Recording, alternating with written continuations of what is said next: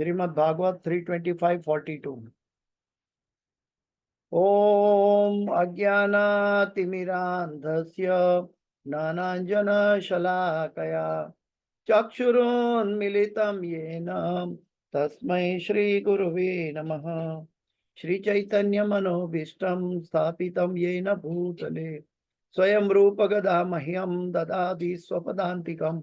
वन्देऽहं श्रीगुरु श्रीयुतापदकमलं श्रीगुरु वैष्णवांश्च श्रीरूपं साग्रजातं सहगणा रघुनाथान्वितं तं सजीवं साद्वैतं सावधूतं परिजनसहितं कृष्ण चैतन्यदेवं श्रीराधा कृष्णपादां सहगणा ललिता श्रीविशाखान्वितांश्च। हे कृष्ण करुणा सिंधु दीनबंधो जगत्पते गोपेश गोपिका कांत राधा कांत नमोस्तुते। तप्त कांचन गौरांगी राधे वृंदावनेश्वरी वृषभानुसुते देवी प्रणमामि हरिप्रिये। वाञ्छाकल्पतरुभ्यश्च कृपा सिन्धुभ्य एव च पतितानां पावनेभ्यो वैष्णवेभ्यो नमो नमः। श्री कृष्ण चैतन्य प्रभु नित्यानंद श्री अद्वैत गदाधर श्रीवासादि गौर भक्त वृंद हरे कृष्ण कृष्ण कृष्ण हरे हरे हरे राम राम राम हरे हरे। जयतां सुरतो पंगुर मम मंद मते गतिर मत्सर्वस्व पदाम्भोजो राधा मदन मोहनो कृष्णाय वासुदेवाय देवकी नंदनाय च नंदगोपकुमाराय गोविंदाय नमो नमः। गोविंदाय नमो नमः। गोविंदाय नमो नमः। पंचतत्वात्मकं कृष्ण भक्तरूप स्वरूपकं भक्तावतार भक्ताख्यं नमामि भक्तशक्तिकं। गुरुवे गौरचंद्राय राधिकाये तदालये कृष्णाय कृष्ण भक्ताय तद्भक्ताय नमो नमः। नमः ओम विष्णुपदाय कृष्णप्रेष्ठाय भूतले श्रीमदे जयपताका स्वामी इति नामिने नमः। आचार्योपदाय नीताय कृपा प्रदायिने गौरकथा धामदाय नगर ग्रामचारिणे नमः। ओम विष्णुपदाय कृष्णप्रेष्ठाय भूतले श्रीमदे भक्ति वेदांत स्वामी इति नामिने नमस्ते सरस्वती देवी गौरवाणी प्रचारणे निर्विशेष शून्य पाश्चात्य। जय श्री कृष्ण चैतन्य प्रभु नित्यानंद श्री अद्वैत गदाधर श्रीवासादि गौर भक्तवृंद हरे कृष्ण कृष्ण कृष्ण हरे हरे हरे राम राम राम।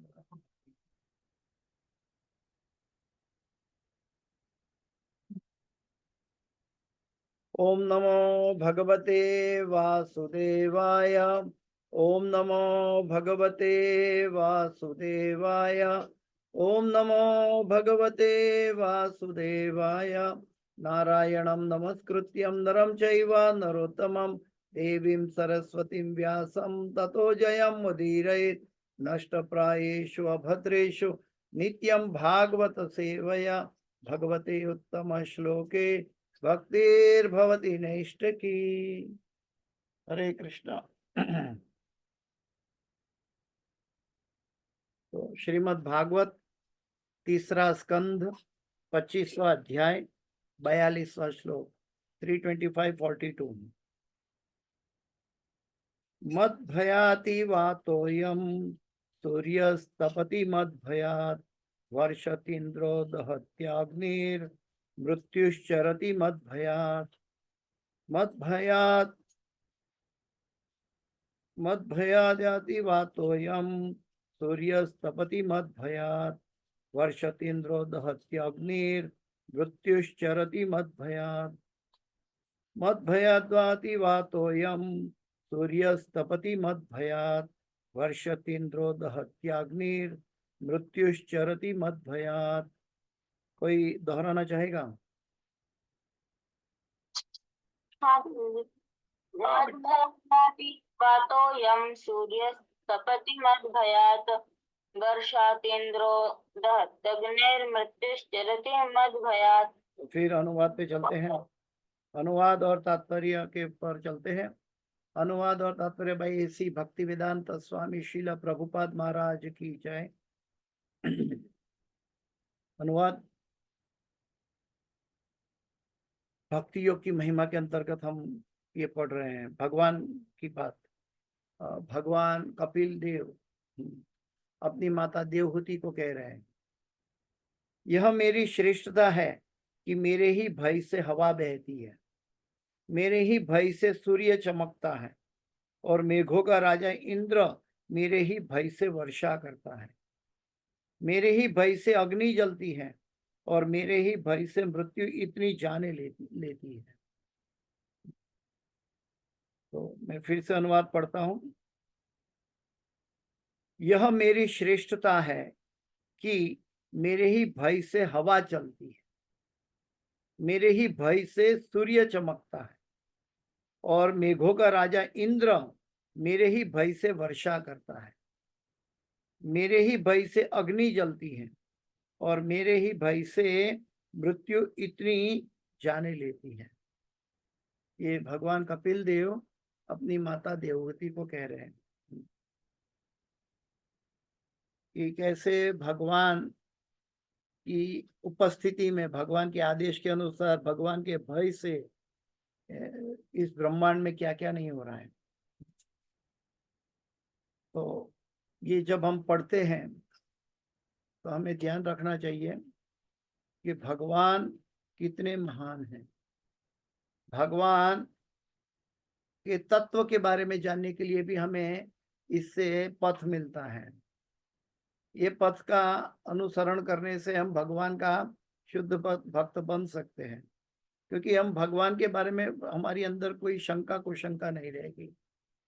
गीता में भगवान कहते हैं अहम आदि ही देवानाम, मैं देवताओं का भी आदि हूं। ब्रह्मा जी भी मुझे नहीं जानते हैं, न शिव जी जानते हैं, इस पृथ्वी पर कोई भी मुझे नहीं जानता है, लेकिन मैं सबको जानता हूं, भगवान कहते हैं। और ब्रह्मा जैसे भगवान के नाभि कमल से, यानी कि गर्भोदक्षाय विष्णु के नाभि कमल से ब्रह्मा जी प्रकट हुए हैं, और ब्रह्मा जी के द्वारा शिव जी प्रकट हुए, और ब्रह्मा जी के द्वारा सभी देवतागण प्रकट हुआ। यहाँ पे जो बात हो रही है सभी देवतागण की बात हो रही है।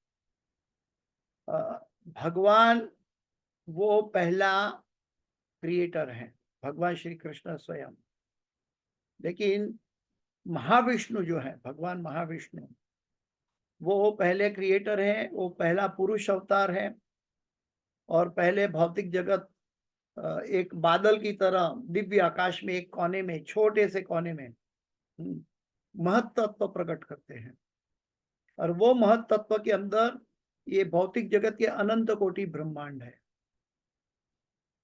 तो ये पहला सर्जन जो है, सर्जन प्रक्रिया है, क्रिएशन प्रक्रिया है, महाविष्णु के द्वारा होती है। उनकी सिर्फ नजर दृष्टि से महत्वत्व प्रकट होता है। महत्वत्व यानी कि पूरी भौतिक शक्ति का टोटल समम बनम, टोटल ऑफ ऑल भौतिक शक्ति, पूरे अनंत कोटि ब्रह्मांडों की भौतिक शक्ति का टोटल, और वो एक दिव्य आकाश में एक छोटे से बादल की तरह एक कोने में। और वो पहले क्रिएशन है जो भौतिक ब्रह्मांड का सर्जन करते हैं। उनके शरीर के छिद्रों से जब सांस बाहर निकालता है तो छिद्रों से पसीना के परपोटा की तरह अनंत कोटि ब्रह्मांड प्रकट होते हैं। और जब वो सांस वापस लेते हैं तो अनंत कोटि ब्रह्मांड उसमें प्रविष्ट करते हैं। ये महाविष्णु प्रथम क्रिएटर है।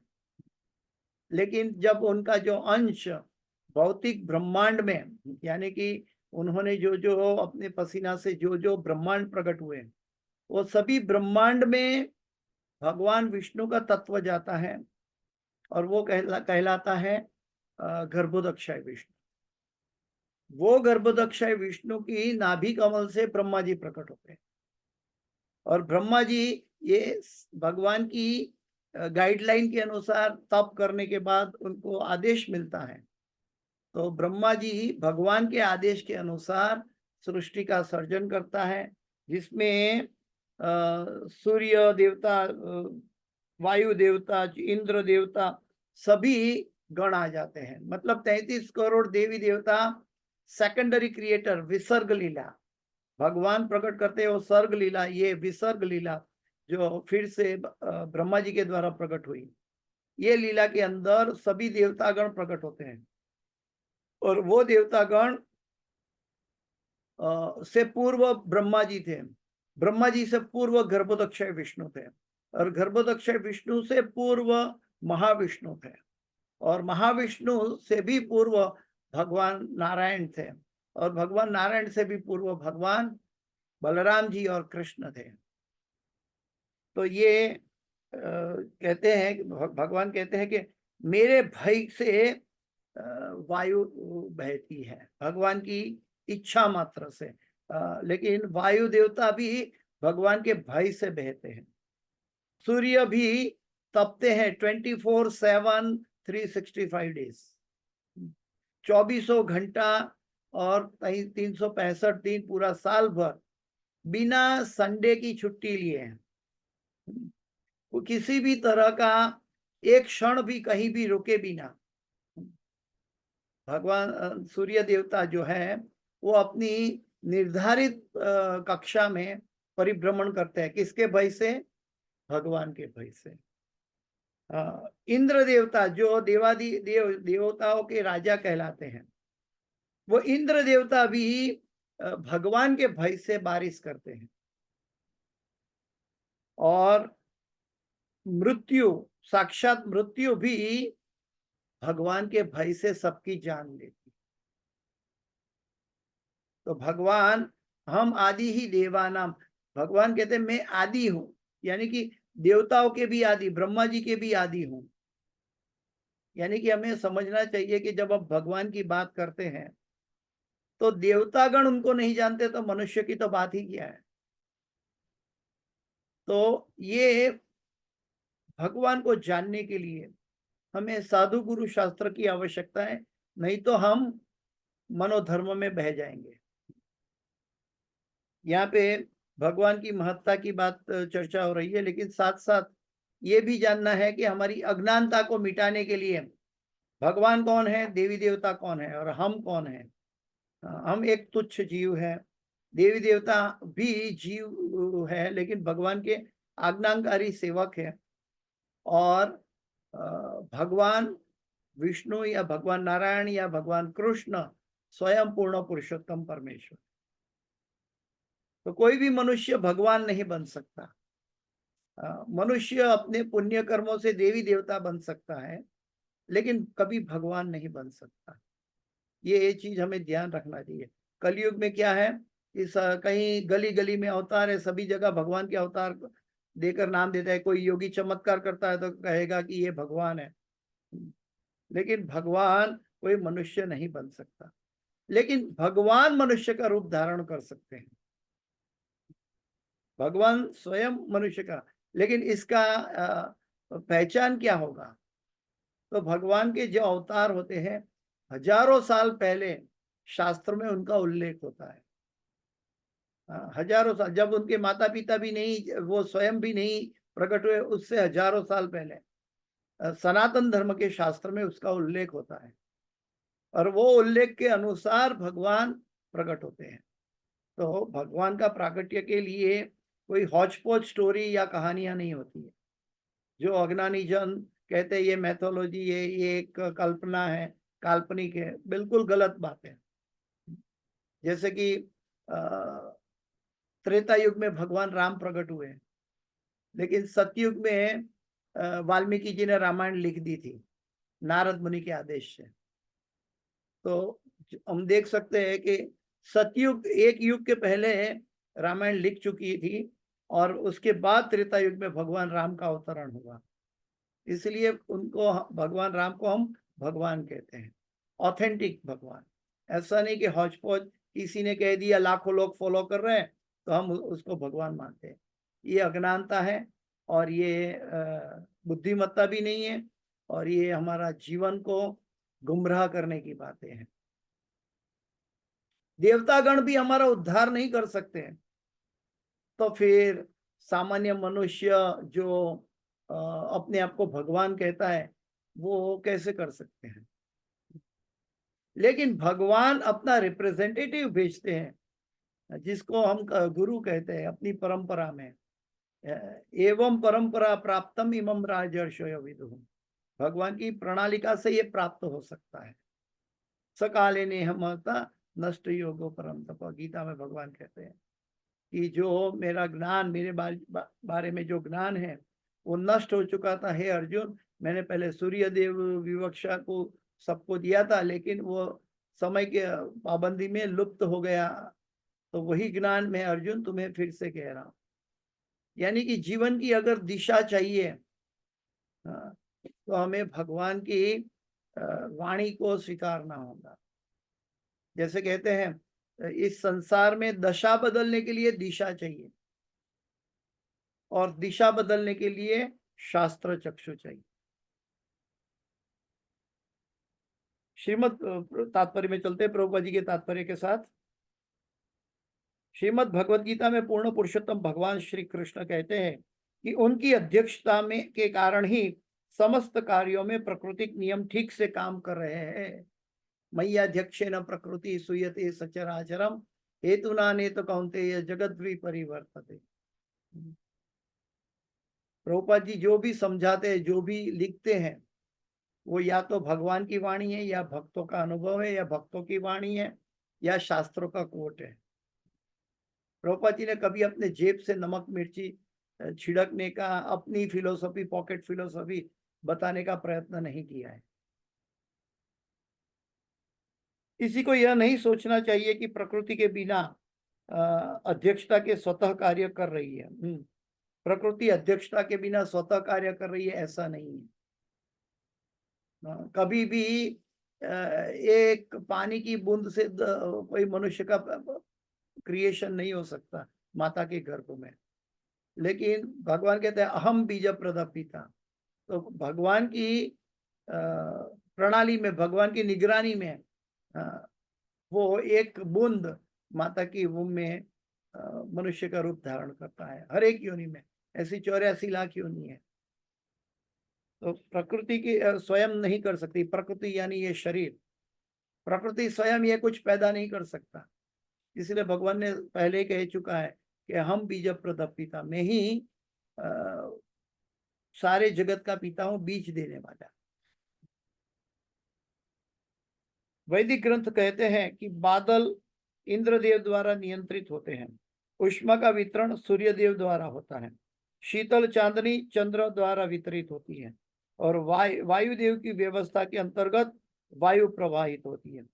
किंतु इन समस्त देवों के ऊपर पूर्ण पुरुषोत्तम प्रधान व्यक्ति है।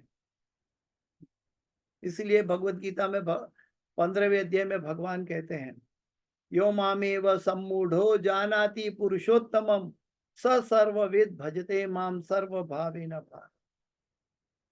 और वही भगवान 7वें अध्याय और 9वें अध्याय में कहते हैं कि जो देवी देवता की उपासना करते हैं वो अल्प बुद्धि वाले हैं, उनके फल नाशवंत है, वो शाश्वत फल नहीं। कोई भी देवी देवता का फल मृत्यु के बाद काम में नहीं आता। जैसे कि आप सरस्वती की उपासना करो, मेरा बेटा पास हो जाएगा तो वो डॉक्टर बन जाएगा। क्या उपासना की है सरस्वती की, माता प्रसन्न हुई, आपका बेटा पास हो गया, लेकिन वो बेटा अपना डॉक्टर का सर्टिफिकेट लेके अगले जन्म में नहीं जा सकता। लक्ष्मी जी को उपासना की, लक्ष्मी धन धान्य मिल गया, लेकिन कोई भी लक्ष्मी लेकर अगले जन्म में नहीं जा सकता। देवी देवता जो भी देते हैं वो सभी फल नाशवंत है और एक शरीर के साथ समाप्त हो जाते। लेकिन जो भगवान की भक्ति करते हैं वो आत्मा के साथ, भगवान भी उसका प्रमाण नहीं ले सकता है, क्योंकि वो भक्ति है, भगवान की सेवा है, और भगवान भी उसको छीन नहीं सकते। वो आत्मा के साथ जाती है, क्रमशः भगवान के चरण कमल तक पहुंच जाती है। किंतु इन समस्त देवों के ऊपर पूर्ण पुरुषोत्तम भगवान प्रधान व्यक्ति है। नित्यो नित्यानाम चेतनश चेतनानाम एको बहुनाम यो विदधाति कामान, वैदिक सूत्र है जिसमें बताया कि देवता भी सामान्य जीवात्माएं हैं। देवता भी सामान्य जीवात्मा है। हम में से कोई भी व्यक्ति अगर भगवान की निगरानी के अनुसार सही कृत्य करे, सही पुण्य जमा करे, तो हम भी 33 करोड़ देवी देवता में से कोई एक बन सकते हैं। लेकिन हम कभी भी भगवान विष्णु, नारायण या कृष्ण नहीं बन सकते।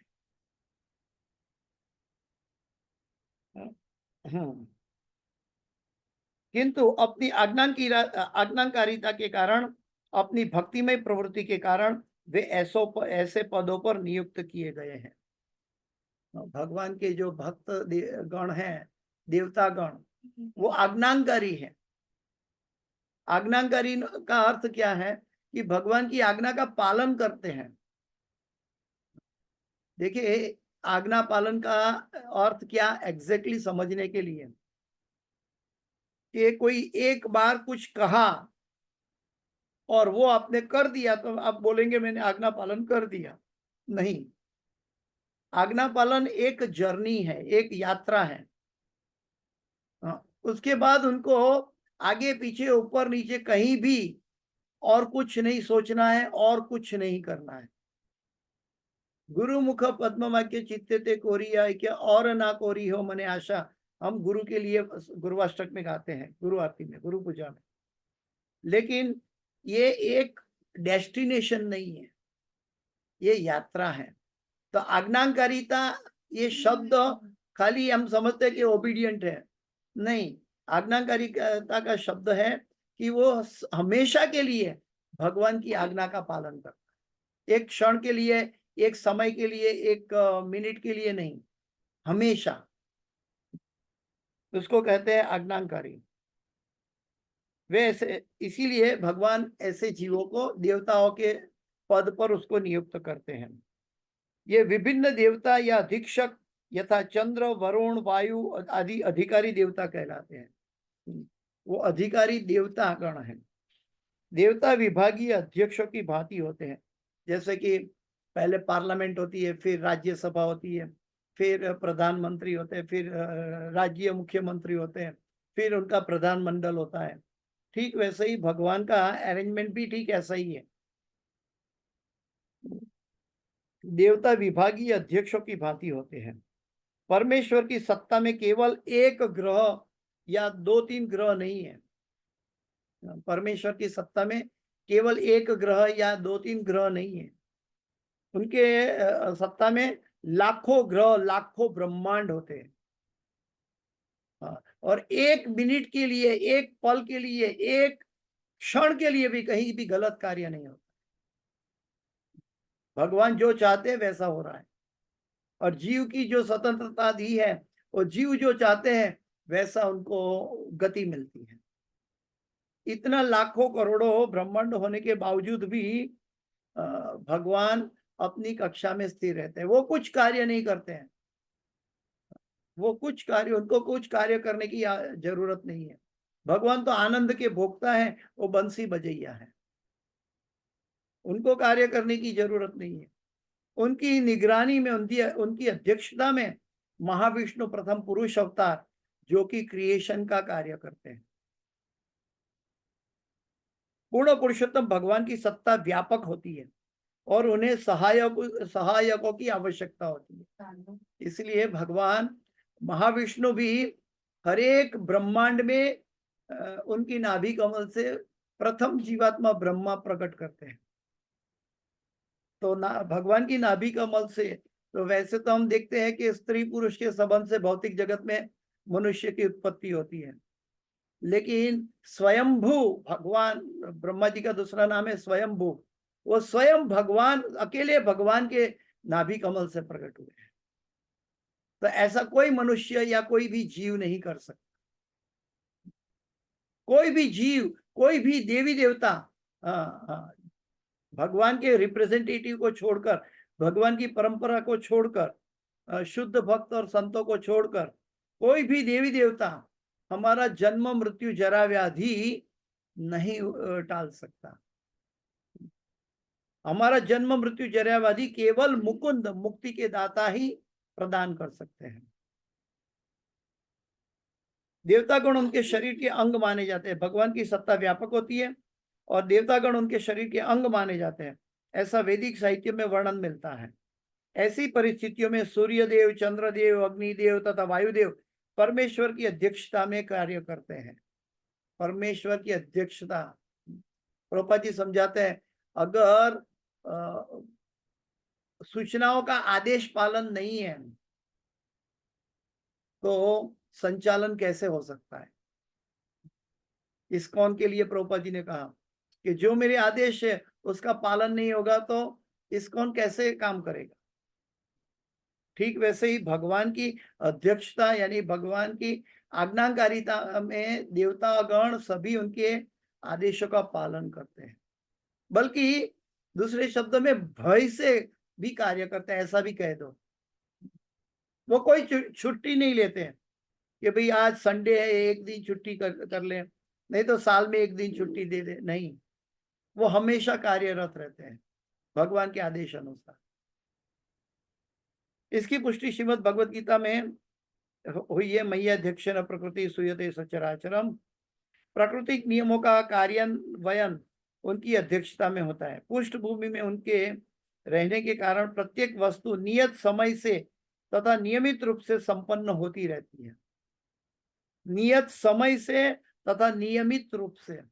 अनंत कोटि ब्रह्मांड में अनंत कोटि जीवों का अकाउंट को संभालना, अनंत कोटि जीवों का पालन पोषण करना, अनंत कोटि जीवों को पतन से बचाना और जरूरत पड़े तो उनका संहार करना, ये सब भगवान की नियत किया गया समय पर और नियत किया गया रूप से भगवान की इच्छा के अनुसार संपन्न होती है।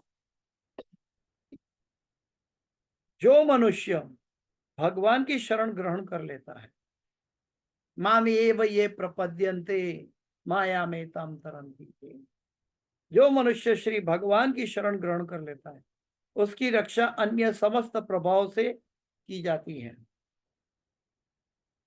उसकी रक्षा अन्य समस्त प्रभाव से की जाती है, यानी कि अगर भगवान हमें बचाना चाहे तो कोई भी देवी देवता हमारा बिगाड़ नहीं सकता। इवन न कोई ग्रह, न कोई नक्षत्र, न सूर्य, न चंद्र, न कोई देवतागण, न अधिष्ठाता देव, कोई भी हमारा अहित नहीं कर सकता अगर भगवान हमारा हित कर रहे हैं तब। तो हमें सोचना चाहिए कि कभी कभी हमें कोई भी परिस्थिति अहित जैसी लगती है, लेकिन वास्तव में वो अहित जैसी नहीं है। भगवान की दृष्टि हमारे मनुष्य जन्म से पहले और पीछे भी लंबी दृष्टि से भगवान देख रहे हैं, और हम अपनी छोटी सी सीमित बुद्धि से 10, 20, 25, 50 साल के अनुभव से देख रहे हैं। तो हमारा देखना में क्या बोलते हैं सापेक्ष दिखावा है, लेकिन भगवान के दिखाव में निरपेक्ष दिखावा है। वो हमारे जन्म से पहले हम कहाँ थे और मृत्यु के बाद हम कौन सी गति करेंगे, ये सब भगवान को पता है। और वो गति में हमारा कल्याण कैसे हो, हम कैसे जल्द से जल्द भगवान के धाम तक पहुंच जाए, इसीलिए भगवान हमें वर्तमान परिस्थिति देते हैं। और जो वर्तमान परिस्थितियों को ग्राह्य नहीं कर सकता वो कर्म बंधन में फंस जाता है, वो जन्म मृत्यु जरा व्याधि में फंस जाता है, जब तक वो ना समझे कि भगवान मेरा एकमात्र कल्याणकारी मित्र है और भगवान जो भी कुछ देते हैं चाहे मुझे पसंद हो या ना हो मेरे कल्याण के लिए है।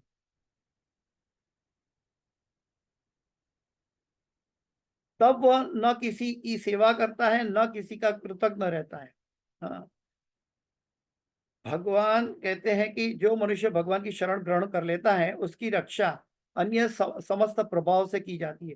तब वह न किसी की सेवा करता है न किसी का कृतज्ञ रहता है। इसीलिए तो हम प्रसाद भोग भी भगवान को अर्पण करके प्रसाद के रूप में ग्रहण करते हैं। नहीं तो हम देवी देवता के भी ऋणी हो जाएंगे और हम ये ऋण चुका नहीं पाएंगे। हमारा जन्म मृत्यु जरा व्याधि चलता रहेगा, कैसे बाहर आएंगे? क्योंकि शरीर का निभाव के लिए तो खाना तो पड़ेगा, खाएंगे, सांस लेना पड़ेगा, वायु देवता का ऋण है, सूर्य की रोशनी चाहिए, सूर्य देवता का ऋण है। पूरा जन्म से लेकर मृत्यु तक सभी देवताओं के ऋणी बन जाएंगे तो हम भगवान के पास कैसे पहुंचेंगे? इसीलिए यत् करोषि यदश्नासि यत् जुहोसि ददासि यत् यत् तपस्यसि कौन्तेय तत्कुरुष मदर्पणम। हमें हम जो भी करते हैं, जो भी कुछ खाते हैं, जो भी कुछ बोलते हैं, जो भी तप करते हैं, ये सब भगवान कृष्ण को अर्पण करके करना चाहिए, ताकि हम किसी भी ऋण के अंदर हमारा निवास नहीं होगा, हम ऋण मुक्त रहेंगे, क्योंकि ये सभी भगवान के सेवक हैं। और कोई भी सेवक अपना अकाउंट हमारे साथ डायरेक्ट नहीं करेगा जब हम कृष्ण के साथ हमारा अकाउंट जोड़ देंगे। हाँ, निस्संदेह वह किसी की अवज्ञा भी नहीं करता, क्योंकि उसकी संपूर्ण विचार शक्ति श्री भगवान की सेवा में लगी रहती है। भगवान की सेवा में भगवान श्री कपिल का यह कथन है कि उनके ही आदेश से वायु बह रही है, अग्नि जल रही है और सूर्य तप रहा है। भावावेश में नहीं ये कहा गया, ये एग्जेगरेटेड स्टेटमेंट नहीं है, बढ़ावा करके बोला दिया, ऐसा स्टेटमेंट नहीं है, ये वास्तविक सत्य है। निर्विशेषवादी कह सकते हैं कि श्रीमद् भागवत के भक्त किसी को भगवान बनाकर उसे उनके गुण प्रदान कर सकते हैं, किंतु न तो यह कल्पना है, न ईश्वर के नाम पर कृत्रिम शक्ति का थोपा जाना है। ये नास्तिक लोग कहते हैं कि ये मैथोलॉजी है, कोई हम भी भगवान तुम भी भगवान, सब लोग भगवान। नहीं, ये सब गलत अज्ञान की रास्ते हैं, मनोधर्म के रास्ते हैं, और जो मनोधर्म कभी भगवान तक नहीं पहुंच पाता। हमें साधु गुरु शास्त्र के पद चिन्हों पर अपना जीवन, अपनी सोच, अपना एप्लीकेशन, जीवन का कार्यकलाप करना चाहिए। वेदों में कहा गया है भीष्मसात वातः पवते विशोदेति सूर्य यह। प्रभुपाद जी ने ये एक तात्पर्य लिखते हुए इवन वेदों के शब्दों को भी कोट किया है, जो भागवत में अभी सुखदेव गोस्वामी ने कंपाइलेशन में लिया है, कपिल भगवान की कथा। तो प्रभुपाद जी ने वो भी कथा बताई, साथ साथ वेदों से भी वही श्लोक जो इस श्लोक के साथ मिलता जुलता है वो बात। इसीलिए प्रभुपाद जी इतनी मेहनत की, 4 वेद है, लाखों श्लोक है, और उसमें प्रभुपाद जी ने ये वेद, हमें तो टीस्पून फीडिंग से मिल गया प्रभुपाद जी के तात्पर्य से, लेकिन प्रभुपाद जी ने ये वेदों का श्लोक ढूंढकर यहाँ तात्पर्य में लिखने के लिए कितनी मेहनत उठाई है।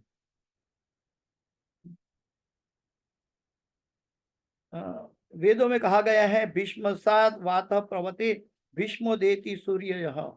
परमेश्वर के भय से ही वायुदेव तथा सूर्यदेव कार्य करते हैं। भीष्मसात अग्निश्चेन्द्र मृत्युर्धावती पंचमः। अग्नि, इंद्र तथा मृत्यु भी उन्हीं के निर्देशन में कार्य करते हैं। ये वेदों के कथन है, और यहाँ ये कपिल भगवान का कथन है। भगवान के कथन कभी भी ओरिजिनल सनातन धर्म के शास्त्र के सिद्धांत से विचलित नहीं होते। भगवान स्वयं कह दे, वेद कह दे, या भगवान का अवतार में भगवान किसी को भी ये कह सकते हैं, क्योंकि भगवान का जो बातें हैं वो पूर्ण सत्य है। सत्यम परम धीमहि, ये पूर्ण सत्य है। इसमें रज मात्र भी मिलावट या मिश्रण या भौतिकता नहीं है। तो हमें समझना चाहिए ये भगवान, ये श्लोक खास करके हमें हमारे हृदय में, हमारे मन में भगवान की महत्ता कैसी दृढ़ता से स्थापित की जाए। इवन ब्रह्मा जो सेकंड ब्रह्मांड के क्रिएटर हैं, वो भी उनकी शरण में है। और हम किस तरह का अहंकार कर सकते हैं इस जगत में कि जो हमें भगवान की ओर जाने से रोकता है। अगर हम अहंकार में पड़े हैं तो हम अपने ही पांव काट रहे हैं, हम स्वयं को हानि पहुंचा रहे हैं, स्वयं को धोखा दे रहे हैं, और एक तरह का सुसाइड कर रहे हैं। आत्महत्या कर रहे हैं, जब हम साधु गुरु के शास्त्रों के प्रति समर्पित नहीं होकर अपनी बुद्धि का सदुपयोग, अपना जीवन का समय का सदुपयोग नहीं करते। समय पूरा हो चुका है, इसलिए मेरी वाणी को मैं यहाँ विराम देना चाहूंगा। इस क्लास की कोई भी सुकृति है, मेरे गुरु महाराज हिज होलीनेस जय पताका स्वामी आचार्यपाद गुरु महाराज और हिज डिवाइन ग्रेस एसी भक्ति वेदांत स्वामी शिला प्रभुपाद महाराज की है। और इस क्लास के अंदर कोई भी गलती, क्षति या त्रुटि रह गई है, मेरी अपनी है, कृपया मुझे क्षमा करें। वांछाकल्पतरुभ्यश्च कृपा सिंधुभ्येव च पतितानां पावनेभ्यो वैष्णवेभ्यो नमो नमः। अनंत कोटि वैष्णव वृंद की जय। शिला प्रभुपाद की जय। गुरुदेव महाराज की जय।